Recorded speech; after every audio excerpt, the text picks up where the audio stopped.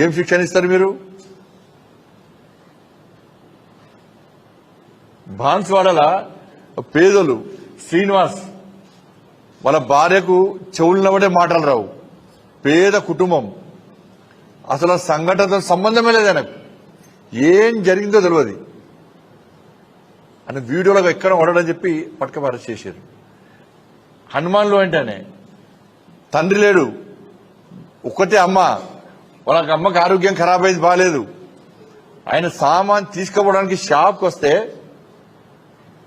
ఏం సంబంధం లేదు, ఈ సంఘటనతో సంబంధం లేదు, ఆయన బీజేపీ కార్యకర్త కాదు. అమాయకుని పట్టుకొని పోయి ఇవాళ రిమాండ్ చేశారు.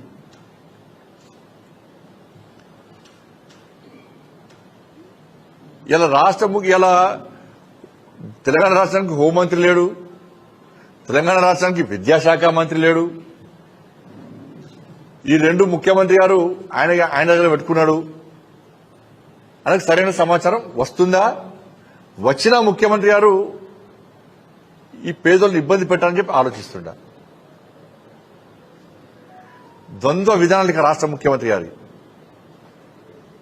ఎంఏఎం పార్టీ మెప్పు పొందడానికి మొన్న మున్సిపల్ ఎన్నికల్లో ఎంఏఎం పార్టీ సహకారంతో మేము గెలిచినాము అని చెప్పి ఒక అహంకారము ఇవాళ రాష్ట్ర ప్రభుత్వం కాంగ్రెస్ పార్టీ ప్రభుత్వానికి వచ్చింది.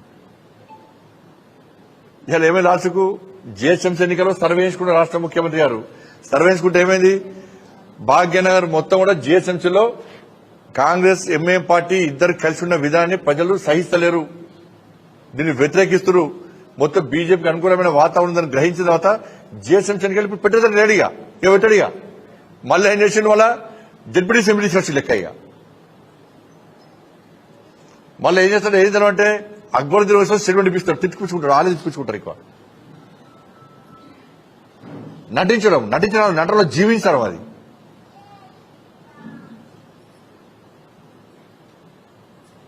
బాన్సువాడలో జరిగిందేంది? ఎవరు ప్లేస్కి వచ్చారు, ఎవరి మీద దాడి చేశారు, దాన్ని దృష్టిలో పెట్టుకుని వాస్తవాలను గ్రహించి చట్టపరమైన చర్యలు తీసుకోవడానికి పోలీస్ యంత్రాంగము, కాంగ్రెస్ పార్టీ ప్రభుత్వము, ఎవడు నేరాన్ని పాల్పడ్డాడు, ఎవడు దాడులో ప్రేరేపించుడు, ఎవడు దీని కారకులో వాళ్ళను పక్కబెట్టి వాళ్ళను సంతృప్తి పరచడానికి ఇలా హిందువులను ఎక్కువ సంఖ్యలో అరెస్ట్ చేసి ఓవైసీ కళ్ళలో ఆనందం చూడడానికి మన రాష్ట్ర ప్రభుత్వం ప్రయత్నిస్తున్న విషయం వాస్తవం. అది 17 మందిని అరెస్ట్ చేశారు, లోపలికి రిమాండ్ చేశారు. దాదాపు ఇంకా 10-15 మంది ఇలా పోలీసుల బాధ భరించలేక భయపడి చెట్టుకోరు పుట్టగోరు పారిపోయి ఇవాళ భయానక పరిస్థితులు ఉన్నారు. వాళ్ళ కుటుంబాలు ఏడుస్తున్నాయి. ఇప్పటికీ వాళ్ళందరూ కూలీలా చేసుకొని బతికేటోళ్ళు అందరూ కూడా. నా కొడుకు ఏడికి వెండో తెలియదు, నా భర్త ఏడికి వెండో తెలియదు, నా మనోడు ఏడికి వెండో తెలియదు, మా తమ్ముడు ఏడికి వెండో తెలియదు, ఫోన్ లేదు, స్విచ్ ఆఫ్ ఉంది. వాళ్ళు వస్తారా రారా, పోలీసులు పట్టుకపోయినరా, ఇప్పుడు మా ఊళ్ళో వేనరా, ఆ కేసుతో ఏం సంబంధం చెప్పి వాళ్ళు ఏడుస్తున్నటువంటి దృశ్యాలు ఇప్పుడు మీరే షూట్ చేశారు, వీడియోస్ మీరే తీసుకున్నారు. నాకు ఆరోగ్యం బాగలేదు, వాళ్ళ భార్యకు చెవులు నవ్వడాయి, మాటలు రావు, మనకి ఏం సంబంధం లేదు. కిరాణా సామాన్ కోసం పోతే వీడియోలో ఉన్నాడని చెప్పి పట్టుకపోయారు, ఫోన్ గుంజుకున్నారు, బండి గుంజుకున్నారు. ఎటువంటి ఎదురు చూస్తున్నా జైలుకి పోయిందట, మాకు సమాచారమే లేదు అని చెప్పి శ్రీనివాస్ వాళ్ళ తల్లి ఏడుస్తున్నది.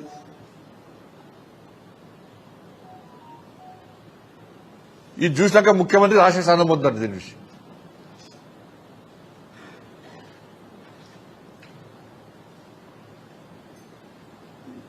వాళ్ళ హిందూ సమాజానికి అప్పీల్ చేస్తున్నాను నేను.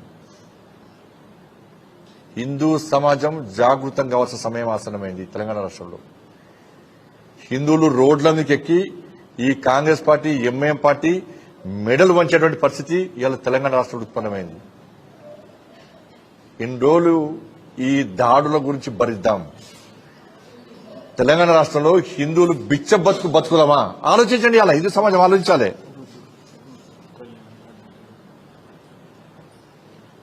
దేవాలయం దేవుని మొక్కుడు కాదు, దేవుని మొక్కి సొంత కోరికలు తీరాలే, నా కష్టాలు పోవాలని చెప్పి మొక్కటోడు హిందూ కాదు.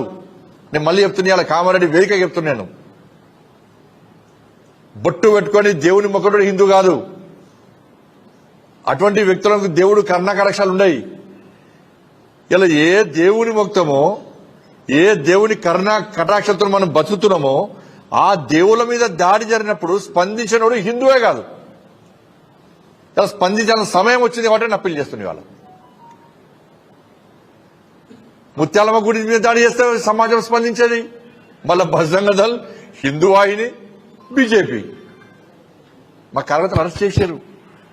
జైలుకు పోయిన కార్యకర్తలు లాఠీ దెబ్బలు కొట్టారు పోలీసు వాళ్ళు. జైలుకు పోయినా మేము. పెద్దమ్మ గుడి దేవాలయం దాడి చేసింది కాంగ్రెస్ పార్టీ ప్రభుత్వం. కార్యకర్తలు జైలుకు పోయిన లాఠీ దెబ్బలు తిన్నారు. స్పందించింది మేమే. హిందూ సమాజం రాదు. బాన్స్వాడలో అమాయకులైన యువకులను అరెస్ట్ చేసి జైల్లో పెట్టిన కుటుంబాలు ఘోషిస్తున్నాయి, ఏడుస్తున్నారు. వాళ్ళు బయట ప్రపంచంతో సంబంధం లేదు. బాన్స్వాడ పోతా అంటే మా రాష్ట్ర అధ్యక్షులతో పాటు అందరూ నాయకులను ఇవాళ అరెస్ట్ చేస్తున్నారు. హిందూ సమాజం మాట్లాడేది. చాంద్రాయణగుట్టలో పురాతన చరిత్ర హనుమాన్ దేవాలయం మీద దాడి చేస్తే హిందువులు బయటికి వెళ్ళారు, బయటికి మాట్లాడారు. వదిలిపెడదామంటే మేము కూడా వదిలిపెడతాం. ఇదేం పద్ధతి అండి? హిందూ సమాజం ఎన్నో పరిస్థితుల కోసం ఆలోచించండి. గుండె మీద చేసుకుని ఆలోచించండి. వాళ్ళ కాంగ్రెస్ పార్టీ ప్రభుత్వం తెలంగాణ రాష్ట్రంలో ఏర్పడ్డ తర్వాత 2 సంవత్సరాలు ఈ తెలంగాణ రాష్ట్రంలో అనేక దేవాలయాలను కూల్చిన విషయాన్ని ఒక్కసారి హిందూ సమాజం గుర్తించాలి. నేను ఇంకో మతాన్ని వ్యతిరేకిస్తలేను. నేను ఇంకో మసీదు కూల్చాలి, చర్చి కూల్చాలి అంటలేను. నేను హిందూగా నా దేవాలయం మీద జరిగిన దాడులను, నా హిందూ సమాజం మీద జరుగుతున్న దాడుల గురించి మాత్రమే ప్రస్తావిస్తాను. నేను అనుకోవచ్చు హోమ్ మినిస్టర్ గిట్లా మాట్లాడాను. హోమ్ మినిస్టర్ అయినా కూడా నేను హిందూగా మాట్లాడుతున్నాను. నేను ఇవాళ మేము ఇది మాట్లాడితే మమ్మల్ని మతతత్వ శక్తులు అంటారు.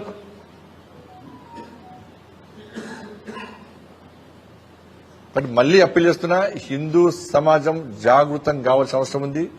కాంగ్రెస్ పార్టీ, బీఆర్ఎస్ పార్టీ కార్యకర్తలకు, నాయకులకు చెప్తున్నా, కాంగ్రెస్ పార్టీలో హిందూ నాయకులకు, బీఆర్ఎస్ పార్టీలో హిందూ నాయకులకు, కార్యకర్తలకు అప్పీల్ చేస్తున్నా, ఒక్కసారి గుండె మీద చేసుకుని ఆత్మవిమర్శ చేసుకొని కాంగ్రెస్ పార్టీ ప్రభుత్వం చేస్తున్న ఈ అరాచకాలు, హిందూ వ్యతిరేక విధాలు ఒక్కసారి ఆలోచించండి. వాళ్ళ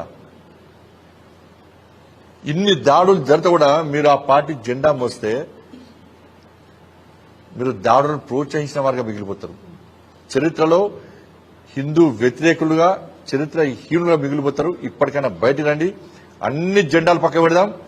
ఇలా హిందూ ధర్మ పరిరక్షణ కోసం ఇవాళ కాషాయ జెండాను పట్టుకుని ముందుకు రావాల్సిన అవసరం ఉంది. కాబట్టి ఆ పరిస్థితి ఉత్పన్నమైంది కాబట్టి, అవసరం ఉంది కాబట్టి నేను ఇలా కామారెడ్డి వేదికగా ఇలా బాన్స్వాడలో జరిగినటువంటి దారుణ సంఘటన విషయంలో పేద ప్రజలు పడ్డ ఇబ్బందులు తెలుసుకొని చెలించిపోయి ఆవేదనతో మాట్లాడుతున్నాను. ఇవాళ గింత ఘోరమా, గింత దుర్మార్గమా, గింత రాచకమా, గింత రాచరికమా?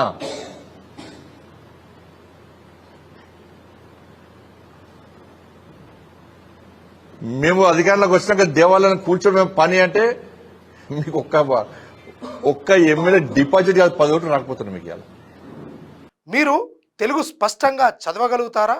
తెలంగాణ యాస మీద మంచి పట్టు ఉందా? అయితే మీకోసం క్యూన్యూస్ ఒక మంచి అవకాశం కల్పిస్తుంది. ఇది ప్రత్యేకంగా విద్యార్థులు, గృహిణులు, వయసుతో సంబంధం లేకుండా ఎవరైనా సరే మీరు ఇంటి దగ్గర నుంచే పని చేసుకోవచ్చు. మీ వాయిస్తోనే ఇంట్లో ఉంటూనే మంచి ఆదాయం సంపాదించుకోవచ్చు. ఇంకెందుకు ఆలస్యం? వర్క్ ఫ్రమ్ హోమ్ కి ఇప్పుడే సంప్రదించండి.